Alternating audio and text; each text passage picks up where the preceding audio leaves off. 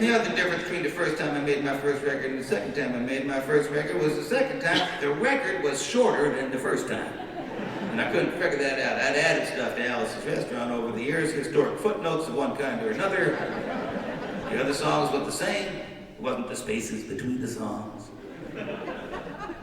After a while, I realized, you know, time had changed. Not times, I knew times had changed. I'm talking time itself had changed.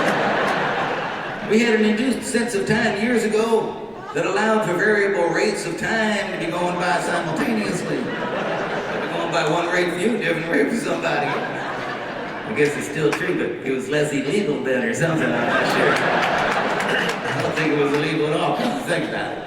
I remember 2 weeks before I made my first record, the first time, I was playing out in Philadelphia one night, a little club up there called the Second Fret. It was smaller than the stage up here, the whole place. And this is downtown Philadelphia, I'm not making this up. And around the corner from the Second Fret, they had a block square sized park, you know, and it was called Rittenhouse Square National Forest or something. And across from the forest there, they had an ice cream place, and I remember the day I was in the ice cream place because we had an induced sense of the munchies. We needed ice cream, is what I'm saying. I was personally responsible for 15 hot fudge sundaes that day, which is, you can see, paying for these days, but back in those days it didn't seem to matter. And the only reason I mentioned the number to you is so you understand when I got out of there, I wasn't jumping up and down, skipping around. Each step was a carefully orchestrated moment. Consciousness, awareness of motion. I was moving very slowly. And in Rittenhouse Square National Forest, they didn't want people walking on the grass and killing it, so they had these paved highways in every direction you could possibly want to go. And me and my friends going back to the Second Fret on one of those highways, and we're going single file. So only the first guy had to think of stuff. They had one of those built in the ground cement kiddie pools or something, and it was like this time of year, so there wasn't any water in it or nothing. It was in the fall, you know, and I saw my friends go into the kiddie pool. And I knew they didn't know they was in the kiddie pool. It was on some kind of unique individual safari or something. The shape of the pool was moving them so that, you know, they was going like in circles. I knew they didn't know they was going in circles. Not until the first guy caught up with the last guy. And then it was like, whoa! They all held hands and started having a game of Ring-Around-A-Rosy right then and there. And just before they got, to all fall down, a cop come and arrested them all for disorderly Ring-Around-A-Rosy plan and other crimes against the city of Philadelphia. I stood there stunned.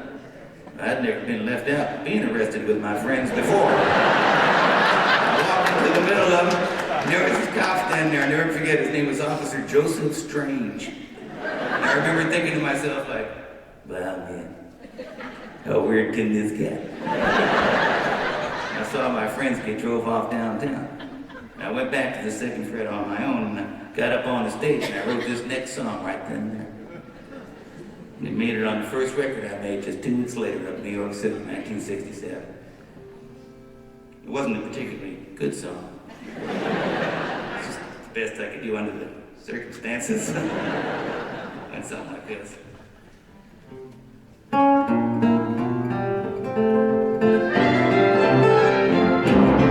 had a friend I could trust. He went into the park, got busted, doing a Ring-Around-A-Rosy-Rag. Went in the park late at night, put a lot of people over 80 uptight. He was doing a Ring-Around-A-Rosy-Rag. Ring around, rose, touch your nose and blow your toes, and mind doing a Ring-Around-A-Rosy-Rag. Ring around, rose, touch your nose and blow your toes, and mind doing the Ring-Around-A-Rosy-Rag. We ought to send off such old strange to some Australian mountain range, so we all can do the Ring-Around-A-Rosy-Rag.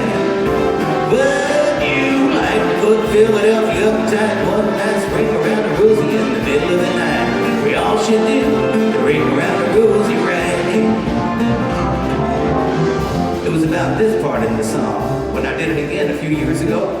But I decided to add a little instrumental to help make the record be as long as the first time.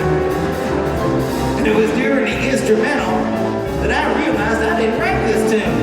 I thought I wrote it for 30 years until I started playing it like this.